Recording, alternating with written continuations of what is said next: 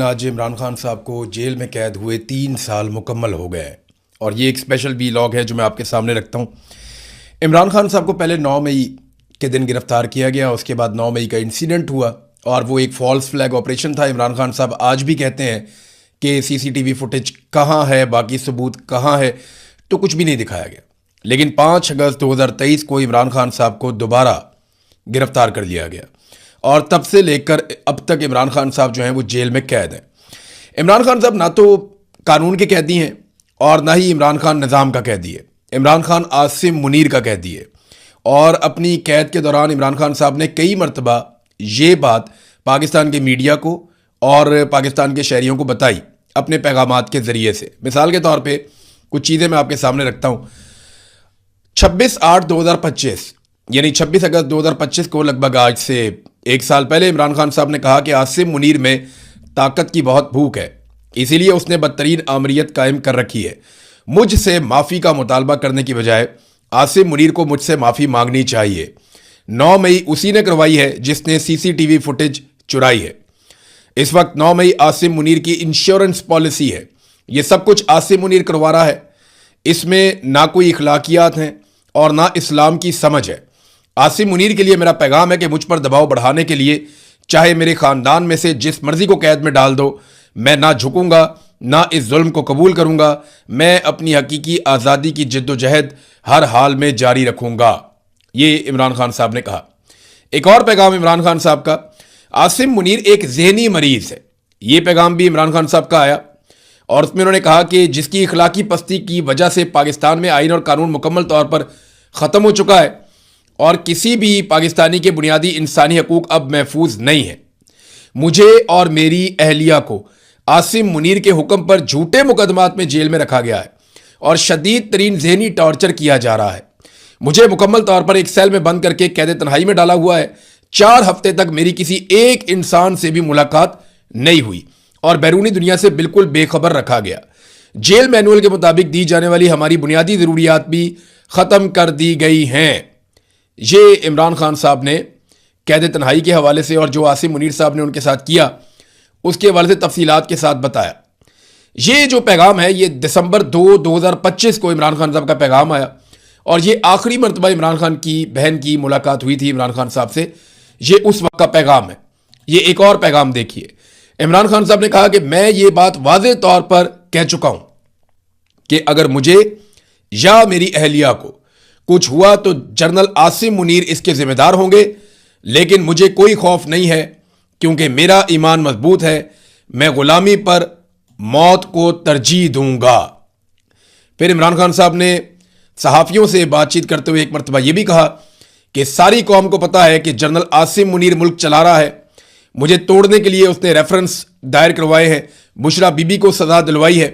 مجھے اور میری بیوی کو کچھ ہوتا ہے تو جنرل عاصم منیر ذمہ دار ہوگا۔ London plan general Asim Munir اور نواز شریف کے درمیان تھا، کچھ ججز کو بھی ساتھ ملایا گیا۔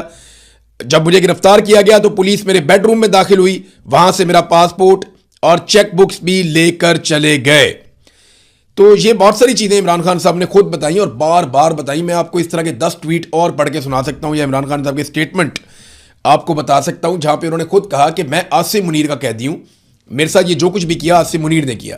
اور یہ بات اقوام متحدہ بھی مانتا ہے، ایمنسٹی انٹرنیشنل بھی مانتا ہے، دنیا بھر کا میڈیا، دنیا بھر کے لوگ جو تحقیقات کرتے ہیں پاکستان کے اندر عمران خان کے بدترین مخالفین، وہ اپنے منہ سے کہتے ہیں کہ عمران خان عاصم منیر فیلڈ مارشل کی قید میں ہے۔ عمران خان کسی ایسی قید میں نہیں ہے جو عدالت کی وجہ سے ہے یا قانون کی وجہ سے ہے۔ یہ معاملہ عاصم منیر کا ہے اور عاصم منیر عمران خان صاحب کو توڑنا چاہتے ہیں اور اس لیے انہیں قید میں رکھا ہوا ہے، جبکہ عمران خان صاحب ٹوٹنے کے لیے تیار نہیں ہے۔ اب ان 3 سالوں میں عمران خان صاحب کو جیل میں کس طرح کی مشکلات کا سامنا کرنا پڑا، رونگٹے کھڑے کر دینے والی چیزیں ہیں۔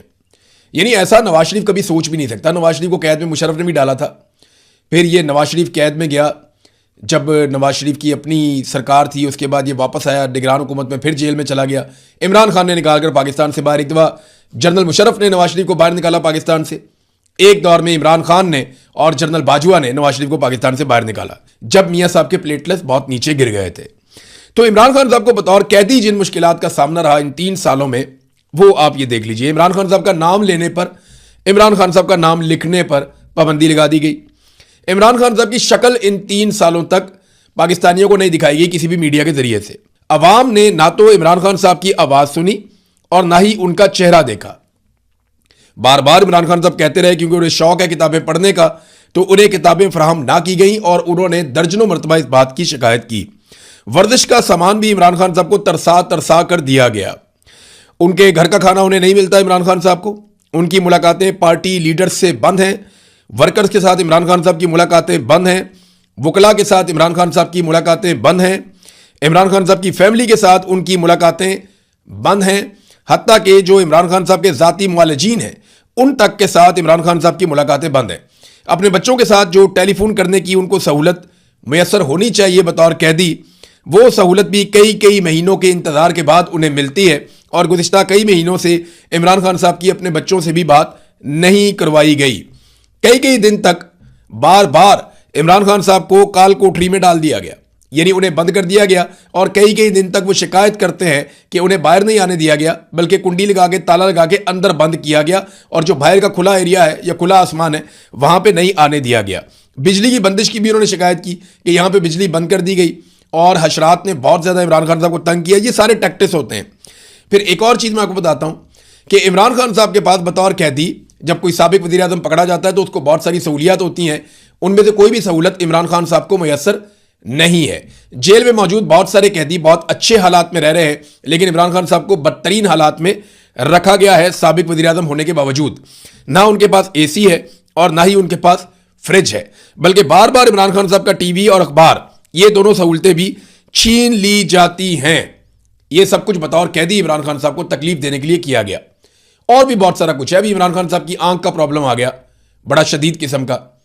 عمران خان صاحب کی صحت بگڑی ہے, یہ بھی چیزیں رپورٹ ہو رہی ہیں.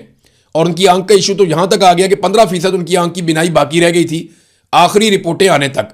اس کے بعد سے لے کر اب تک ہمارے پاس آزاد ذرائع سے کوئی انفارمیشن نہیں ہے. سیاسی نقصان عمران خان صاحب کو کس طرح کا پہنچایا گیا یہ بھی آپ دیکھ لیجئے. عمران خان صاحب کی پارٹی توڑ دی گئی, جبری گمشدگیاں کی گئی ان کی پارٹی کے لوگوں کی, اور یہ سیاسی لوگ تھے تو فوج نے اٹھا کے ان کے بندے غائب کرنا شروع کر دیے ایجنسیوں نے. پاکستان تحریک انصاف کے رہنماؤں کو بے گناہ جیلوں میں ڈالا گیا. ابھی بھی 4000 کے قریب لوگ ان کے جیلوں میں, جن میں بڑے لوگ جو ہیں وہ یاسمین راشد صاحبہ ہیں, اعجاز چودھری صاحب ہیں, اس میں میاں محمود رشید صاحب ہیں, عمر چیمہ صاحب ہیں, سنم جاوید ہیں, عالیہ حمزہ ہیں, اور بہت سارے لوگ ہیں اس طرح جیلوں کے اندر ابھی بھی بند ہیں. ہزاروں کارکنوں کو بار بار گرفتار کیا گیا پاکستان تحریک انصاف کے. کئی کارکنوں کی الگ الگ واقعات میں شہادتیں بھی ہوئی ہیں, یعنی 9 مئی کے واقعات ہیں, 26 نومبر کے واقعات ہیں. اس کے علاوہ دیگر واقعات میں پاکستان تحریک انصاف کے کارکنان کو قتل کیا گیا ہے. انتخابی نشان پاکستان تحریک انصاف کا چھین لیا گیا اور یہ کارنامہ قاضی فائز عیسیٰ کے ذریعے کروایا گیا. پھر بعد میں پورا کا پورا الیکشن ہی چھین لیا گیا. پاکستان تحریک انصاف 2/3 اکثریت کے ساتھ کامیاب ہوئی, لیکن پورا الیکشن پاکستان تحریک انصاف سے چھین لیا گیا. مخصوص نشستیں جو پاکستان تحریک انصاف کی تھیں وہ چھین کر باقی جماعتوں میں بانٹ دی گئی. پارٹی کا جھنڈا اور تصاویر تک اٹھانے کی اجازت نہیں دی گئی. یہ وہ چیزیں جو سیاسی طور پہ ڈیمیج کرنے کے لیے عمران خان صاحب کے خلاف کی گئی. اور پھر جو بندہ عمران خان صاحب کا کھڑا ہوتا تھا اس کی قومی اسمبلی کی, سینٹ کی یا صوبائی اسمبلی کی نشست کینسل کر دی جاتی تھی مقدمات بنا کر, اور پھر اس کی جگہ پہ دوسری پارٹی کے بندے کو لایا جاتا تھا. یہ سب کچھ کیا گیا. یہ کرنا کیوں پڑا, یہ ایک بڑا سوال ہے نا. دیکھیں, یہ سب کچھ اس لیے کرنا پڑا کہ پاکستان کی ملٹری اسٹیبلشمنٹ کے اندازے غلط ثابت ہو گئے. جب جنرل باجوہ نے عمران خان صاحب کو نکالا تو اس وقت کے فوجی جرنیل, ISI کے آفیسرز اور باقی تمام لوگ یہ کہتے تھے کہ یہ 1-2 ہفتے کی بات ہے, لوگ تھوڑا روئیں گے پیٹیں گے اور پھر بھول جائیں گے. لیکن عمران خان صاحب نے اور پاکستان تحریک انصاف نے اور پاکستانیوں نے پاکستان کی ملٹری اسٹیبلشمنٹ کو مصیبت ڈال دی. پھر عاصم منیر صاحب آ گئے. اب جب عمران خان صاحب کو گرفتار کیا اور اس کے بعد اتنا سارا ظلم عمران خان صاحب پہ ہوا تو یہ کیوں کرنا پڑا؟ انہیں اس بات کا اندازہ تھا یا انہیں ایسا لگتا تھا, ان کی اسیسمنٹ تھی کہ 1 ہفتے میں یا 2 ہفتے میں عمران خان صاحب کو توڑ لیا جائے گا. پھر روتے ہوئے عمران خان صاحب ایک پریس کانفرنس کریں گے اور وہ یہ کہیں گے جناب میں معافی چاہتا ہوں پوری قوم سے, میں معافی چاہتا ہوں پاکستان کی فوج سے, پاک فوج زندہ باد, عاصم منیر زندہ باد. تو اس قسم کے نعرے انہیں لگتا تھا کہ جناب عمران خان صاحب لگائیں گے. اور یہ دعوے کیے گئے تھے باقاعدہ کہ عمران خان صاحب نشے کے عادی ہیں جناب, جب ان کو نشہ نہیں ملے گا تو یہ کریں گے تو وہ کریں گے, ایسا ہو جائے گا. یہ سب دعوے پاکستان کی فوج اور ان کے آفیسرز کر رہے تھے, اپنے سیاستدانوں کے ذریعے کروا بھی رہے تھے. لیکن یہ اندازے غلط ثابت ہوئے. جو لوگ عمران خان کو توڑنا چاہتے تھے وہ ظالم سیاسی جرنیل عمران خان صاحب نے ان کا غرور ہی توڑ دیا.